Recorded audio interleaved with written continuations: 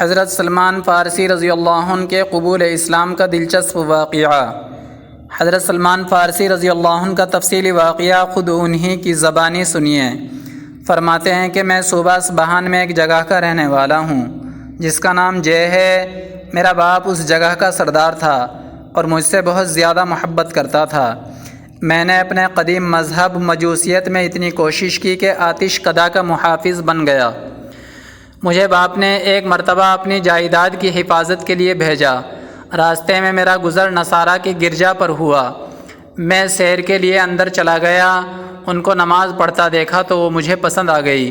میں شام تک ادھر ہی رہا اور ان سے پوچھا کہ تمہارے دین کا مرکز کہاں ہے؟ انہوں نے بتایا کہ شام میں ہے۔ میں رات واپس گھر آیا تو گھر والوں نے مجھ سے پوچھا کہ تو تمام دن کہاں رہا؟ میں نے سارا قصہ سنایا۔ میرے باپ نے مجھے سمجھایا کہ بیٹا وہ دین اچھا نہیں، اچھا دین مجوسیت ہی ہے، مگر میں اپنی رائے پر قائم رہا۔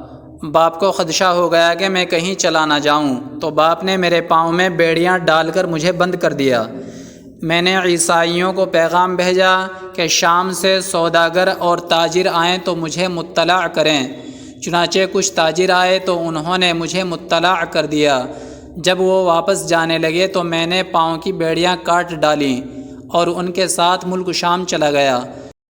وہاں جا کر میں نے تحقیق کی کہ یہاں پر اس مذہب عیسائیت کا سب سے بڑا عالم کون ہے، تو لوگوں نے بتایا کہ فلاں گرجے کا فلاں بشپ بڑا ماہر ہے۔ میں اس کے پاس چلا گیا اور بتایا کہ مجھے تمہارے دین میں رغبت ہے اور تمہارے پاس رہ کر تمہاری خدمت کرنا چاہتا ہوں۔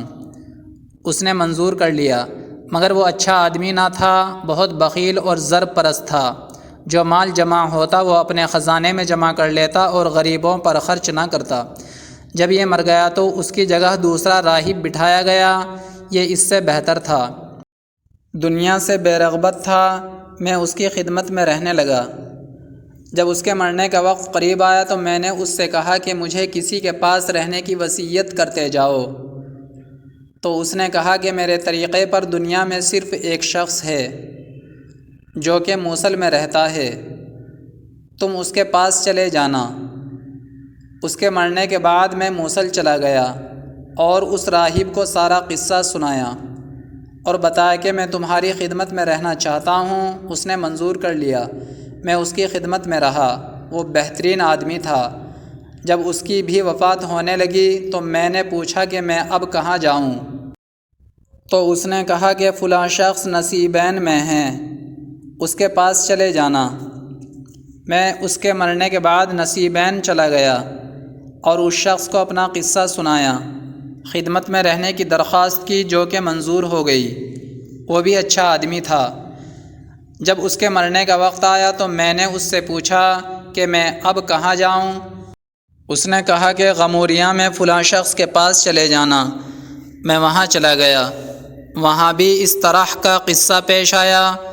وہاں جا کر میں نے کام شروع کر دیا اور میرے پاس چند ایک گائے اور کچھ بکریاں جمع ہو گئیں۔ جب اس کی بھی موت کا وقت قریب آیا تو میں نے اس سے پوچھا کہ اب میں کہاں جاؤں؟ تو اس نے کہا کہ اب زمین پر کوئی شخص ایسا نہیں جو کہ ہمارے طریقے پر چل رہا ہو، البتہ نبی آخر الزماں صلی اللہ علیہ وسلم کے پیدا ہونے کا زمانہ قریب ہے۔ وہ دین ابراہیمی پر عرب میں پیدا ہوں گے۔ ان کی ہجرت کی جگہ ایسی زمین ہے جہاں کھجوریں کثرت سے پیدا ہوتی ہیں۔ اس زمین کے دونوں جانب کنکریلی زمین ہے۔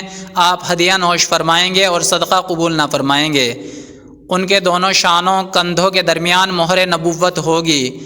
اگر تجھ سے ہو سکے تو ان کی سرزمین پر پہنچ جا۔ اس کے مرنے کے بعد قبیلہ بنو کلب کے چند تاجر وہاں سے گزرے تو میں نے ان سے کہا کہ اگر تم مجھے اپنے ساتھ عرب لے چلو تو میں بدلے میں تمہیں گائے اور بکریاں دے دوں گا۔ انہوں نے قبول کر لیا اور مجھے اپنے ساتھ مکہ مکرمہ لے آئے۔ میں نے گائے اور بکریاں ان کو دے دیں، مگر انہوں نے مجھ پر یہ ظلم کیا کہ مجھے اپنا غلام ظاہر کیا اور مکہ مکرمہ میں بیچ دیا۔ بنو قریظہ کے ایک یہودی نے مجھے خرید لیا اور اپنے ساتھ مدینہ منورہ لے آیا۔ مدینہ منورہ پہنچتے ہی میں پہچان گیا کہ یہ وہی جگہ ہے جس کی نشاندہی غموریہ کے پادری نے کی تھی۔ میں مدینہ میں رہتا رہا۔ کہ حضور صلی اللہ علیہ وسلم ہجرت فرما کر مدینہ طیبہ تشریف لے آئے۔ حضور صلی اللہ علیہ وسلم قباء میں تشریف فرما تھے۔ اطلاع ملتے ہی جو کچھ میرے پاس تھا میں لے کر حاضر ہو گیا اور عرض کیا کہ یہ صدقے کا مال ہے، تو حضور صلی اللہ علیہ وسلم نے خود تناول نہ فرمایا اور صحابہ رضی اللہ عنہم سے فرمایا کہ تم کھا لو۔ میں خوش ہو گیا کہ ایک علامت تو پوری ہوئی۔ پھر مدینہ آ گیا اور کچھ جمع کیا، پھر خدمت میں حاضر ہوا۔ اس وقت حضور صلی اللہ علیہ وسلم بھی مدینہ تشریف لا چکے تھے۔ میں نے کچھ کھجوریں اور کھانا پیش کیا اور عرض کیا کہ یہ ہدیہ ہے، تو حضور صلی اللہ علیہ وسلم نے اس میں سے تناول فرمایا۔ میں نے دل میں کہا کہ دوسری علامت بھی پوری ہو گئی۔ اس کے بعد میں ایک مرتبہ پھر حاضر ہوا۔ اس وقت حضور صلی اللہ علیہ وسلم بقیع میں کسی صحابی کے جنازے کے لیے تشریف فرما تھے۔ میں نے سلام کیا اور پشت کی طرف گھومنے لگا۔ آپ میری منشا سمجھ گئے اور کمر سے چادر کو ہٹا دیا۔ میں نے مہر نبوت کو دیکھا اور جوش میں اس پر جھک گیا، اس کو چومتا رہا اور روتا رہا۔ حضور صلی اللہ علیہ وسلم نے فرمایا میرے سامنے آؤ۔ میں سامنے آیا اور سارا قصہ سنایا۔ اس کے بعد اپنی غلامی میں پھنسا رہا۔ ایک مرتبہ حضور صلی اللہ علیہ وسلم نے فرمایا کہ اپنے مالک سے مکاتبت کا معاملہ کر لو۔ میں نے اس سے معاملات طے کیا اور بدلے کتابت 2 چیزیں مقرر ہوئیں۔ ایک یہ کہ 40 اوقیہ سونا نقد، 1 اوقیہ 40 درہم کا اور 1 درہم 3 یا 4 ماشا کا ہوتا ہے۔ دوسری یہ کہ 300 کھجور کے درخت لگاؤں اور ان کی پرورش کروں اور پھل لانے تک ان کی خبرگیری کرتا رہوں۔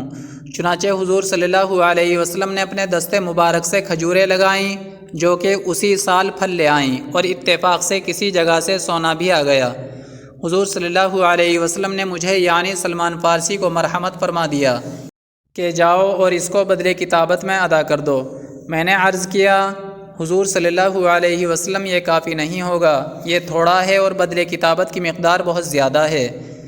حضور صلی اللہ علیہ وسلم نے فرمایا کہ اللہ جل شانہ اسی سے پورا فرما دیں گے۔ چنانچہ میں لے کر گیا اور بدلے کتابت اس میں سے دے دیا۔ حضرت سلمان فارسی رضی اللہ عنہ فرماتے ہیں کہ میں 10 سے زیادہ آقاؤں کی غلامی میں رہا ہوں۔